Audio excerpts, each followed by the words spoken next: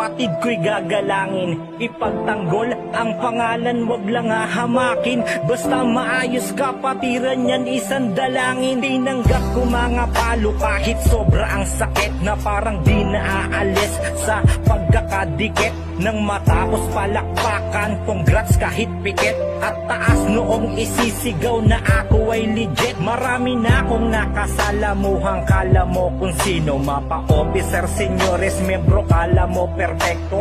Dahil sa edad ko noon na talagang bagito.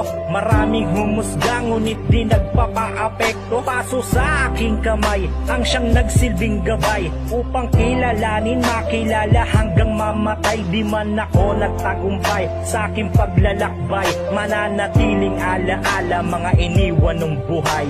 Taas noo sa kapatiran kahit san dumay.